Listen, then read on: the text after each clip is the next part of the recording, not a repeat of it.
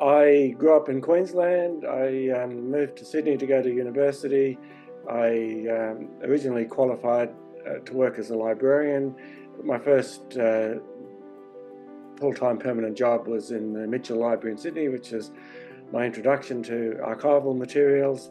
And after 8 years there, I then moved to Canberra and worked in the manuscript section at the National Library, which is the point at which I joined the ASA back in the late 80s. This was. Worked for a number of years in personal records and then leaped across the cavern into government records when I got a job at the National Archives, and then I spent the rest of my career in government records at the National Archives and then later at Queensland State Archives. So I've done a variety of archival work from the reference desk right through to digital record keeping, lots of arrangement and description and appraisal, been responsible for appraisal, etc. I got involved in a leadership role in the ASA when we established the Collecting Archives SIG back in 1991, I think it was. I helped set that up and was the convener for some years. And then in a desperate effort to extract myself from that role, I nominated for ASA Council, which gave me a good excuse to hand the convenership of the SIG on to somebody else. And then I was on another slippery slope, which then led to being ASA president for a couple of years from 1998 to 2000. It's interesting because I remember when I was in high school and I said to our school librarian that I wanted to study to be a librarian, and she said to me, "Oh, Adrian, I think you'd make a good archivist." And I was horrified at the suggestion at the time. I remember I thought, no, there's no way I want to be an archivist. But once I became exposed to archival materials working in the Mitchell Library, that's when I got hooked. So she was right. I should have paid more attention to what she said at the time. So yeah, it's just the love of working with original records and all of the interesting complexities that go along with that. And I've never regretted it. I've always found the work to be enjoyable, rewarding, interesting, challenging, and a job where you feel like you're able to make a worthwhile contribution to society. Well, I vividly recall my first ever ASA conference, which was in Sydney in 1991. One of the keynote speakers at that conference was David Bierman. I'm not sure how many younger members of the ASA are even aware of David Bierman. He had a sort of seismic impact on the profession, well, globally, but most particularly in Australia. He seemed to develop a particular affinity with the Australian archival community, and it was a sort of a two-way street. He was fascinated by us, and whether you loved him or hated him, his impact was considerable. Well, someone once described him as the sort of person who would open a door to a crowded room, pull the pin out of a hand grenade, roll the hand grenade into the room, and then close the door and walk away. He was a bit like that. He liked to ruffle feathers, disrupt, question, and he was never happier than when people were being outraged at what he said. So that was interesting, and it kind of set the scene for another decade or more of very feverish activity in the archival community internationally in relation to solving the problem of digital records and so forth. So that was a particularly memorable moment.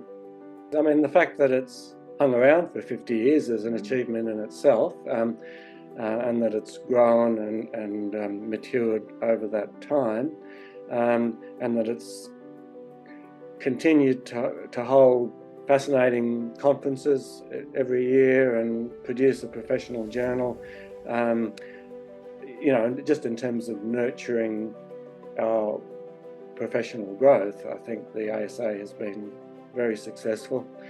As a forum for having the sorts of debates and discourses that I was just talking about, it's been very successful. It's necessary to talk about these things, and the ASA's provided a platform for and opportunities for doing that. Advocacy, I think, has been quite important. When I was on council, and indeed since then, I've had the opportunity to represent the ASA. And where we've, I think, been most successful there has been in working with governments to develop more modern versions of archival legislation, which has reflected the need to embed good record-keeping practices at the front end of business processes, and to acknowledge the importance of good record-keeping in law. I think that's no small achievement to have that in legislation in all of our jurisdictions, and the ASA has played a crucial and very influential role in that context. So the fact that we've had a variety of university courses now for most of the 50 years that the ASA has existed is a great thing, and it certainly helped with the development of the profession. And the fact that a lot of really good research has been done, led by the university courses over the years, I think that's been terribly important as well. So no, I think the ASA has a lot to be proud of in terms of what it's achieved. It's had its rocky moments and its ups and downs from a sort of governance and financial perspective, but in terms of its core business, it's got a lot to be proud of, I think. Where the Australian profession and most particularly the ASA has had an impact has actually been on the global archival community.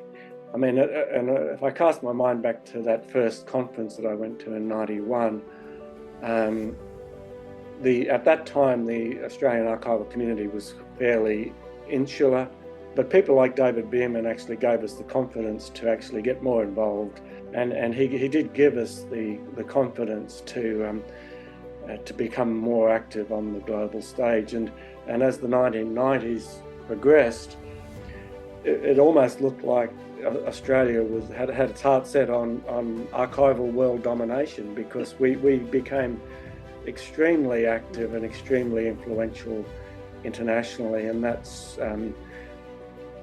maybe it's dwindled a bit in more recent years, but I think it's still the case that the Australian profession is highly regarded internationally, and a lot of our innovations are world leading and are recognised as such by the global profession.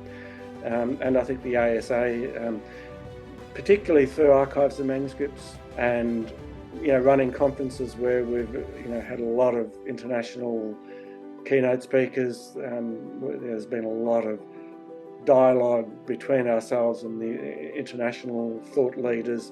The ASA has been crucial in that context. Well, I think the big sort of unresolved wicked problem, if you like, is still embedding good record keeping at the front end of business processes. I mean, I use the phrase wicked problem, and I think it really is. We've developed all sorts of standards and models and frameworks for solving that problem, but actually getting them implemented in the real world is extremely difficult. And for every success story that you can point to, and there are quite a few around, there are lots of failures as well. So despite 30 years of fevered activity in this area, today I'd still say we're going backwards. There's a lot of record-making systems around, but not very many record-keeping systems around. So, there are lots of digital technologies that will generate or capture records, but how well they're recognised as such and how well they're managed as such from the moment of creation, or more importantly, from the moment of systems design onwards, there's a never-ending struggle to get useful traction in that area. So it can be a little depressing at times, but on the other hand, I think, well, we have no option but to try our best. It's our professional responsibility, and we need to celebrate the small successes that we have, and keep thinking outside the box and being innovative to try and come up with solutions to that problem. So I would say that's the number one. Probably never be definitively resolved, and will always, I think, test us and challenge us. You know, if you take a glass half empty approach to that challenge, you know, you could easily say, what good is the profession doing here? And you know, there's not a lot of evidence that we're making a huge difference across the board. So that's the problem we've got, is we can develop solutions, but others have to implement them, and getting others to even recognise that there's a problem is a major challenge. It's a challenge that we need to rise to.